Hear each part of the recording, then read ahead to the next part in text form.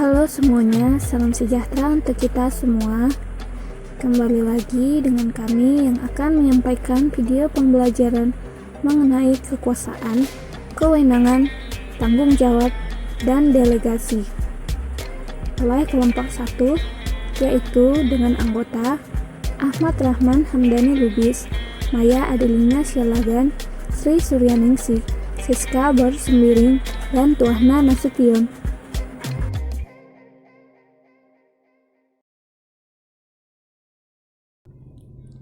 Bagian A. Pengertian kekuasaan. Kekuasaan adalah kemampuan untuk menggunakan pengaruh pada orang lain. Kekuasaan dapat hadir dimanapun. Dalam organisasi, manajer adalah menggunakan kekuasaan. Di samping itu, manajer bukan satu-satunya orang yang dapat menggunakan pengaruh dalam organisasi. Terdapat banyak pihak yang berkepentingan di luar suatu organisasi yang dapat mempengaruhi manajer dan karyawan. Bagian B. Sumber kekuasaan. Kekuasaan menghargai atau reward power. Kekuasaan yang diperoleh dari fakta bahwa seseorang dikenai sebagai pemberi pengaruh, mempunyai kemampuan untuk memberi imbalan orang lain, dikenal sebagai orang yang dipengaruhi untuk melaksanakan perintah yang mungkin dinyatakan atau tersirat. Kekuasaan memaksa, coercive power, berdasarkan pada kemampuan orang yang mempengaruhi untuk menghukum orang yang dipengaruhi kalau tidak memenuhi persyaratan, merupakan kekuasaan menghargai dari sisi negatif. Hukuman mungkin berkisar dari menegur sampai mengeluarkan dari pekerjaan.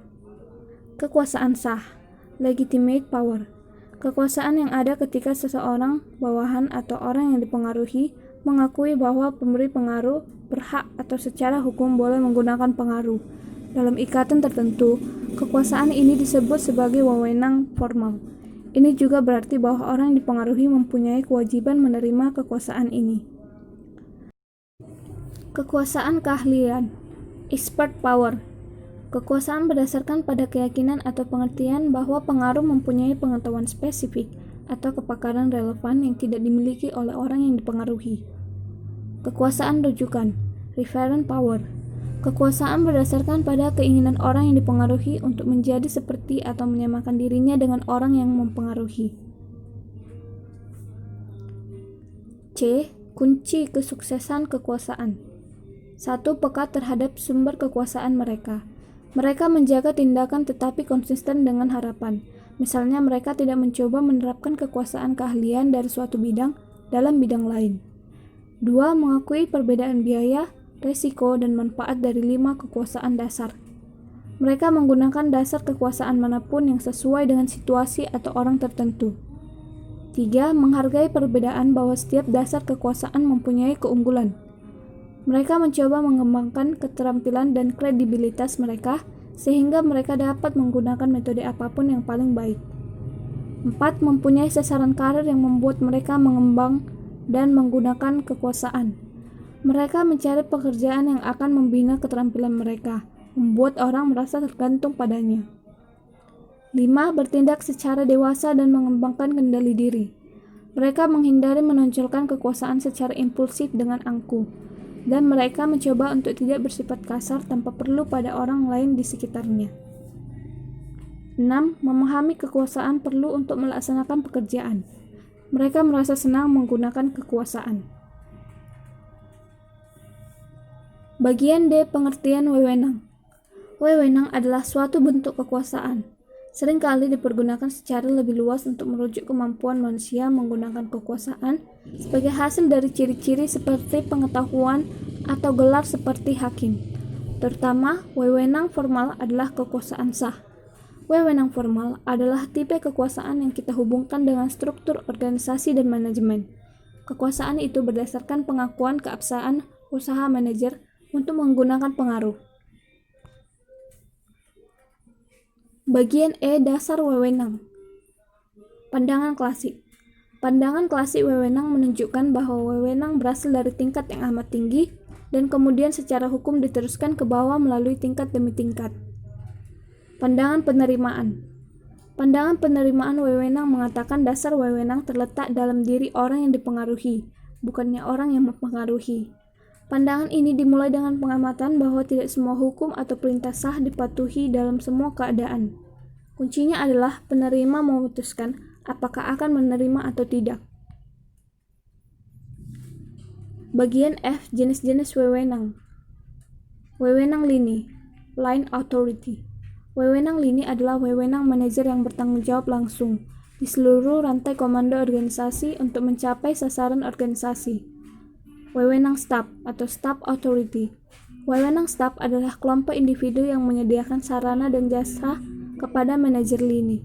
Staf memberikan berbagai tipe bantuan pakar dan saran kepada manajer. Wewenang fungsional atau functional authority. Wewenang fungsional adalah wewenang anggota staf departemen untuk mengendalikan aktivitas departemen lain karena berkaitan dengan tanggung jawab atas spesifik.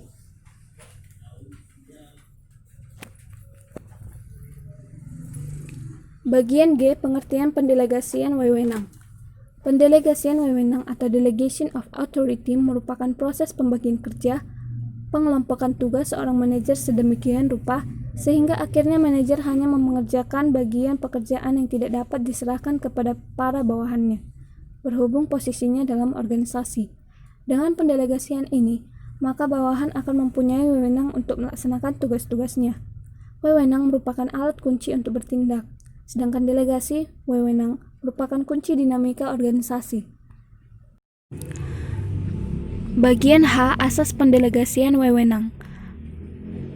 Asas delegasi atau hasil yang diharapkan. Principal delegation by result expected. Asas ini mempertahankan hasil yang diperoleh dari pemberian wewenang itu. Asas penentuan fungsi atau kejelasan tugas. Principle of function definition. Asas penentuan tugas-tugas yang dilakukan oleh para manajer bagi para bawahan harus secara jelas disertai hasil yang diharapkan. Asas rantai berkala, principle scalar of chain. Asas ini menghendaki adanya urutan-urutan wewenang dari manajer puncak sampai pada bawahan. Asas tingkat wewenang, the authority level principle. Masing-masing pemimpin pada setiap tingkat harus mengambil keputusan apa saja yang dapat diambilnya sepanjang mengenai wewenangnya. Asas kesatuan komando, principle unity of command. Setiap bawahan harus diusahakan agar hanya menerima perintah dari seorang atasan saja. Asas kemutlakan tanggung jawab, principle of absoluteness of responsibility.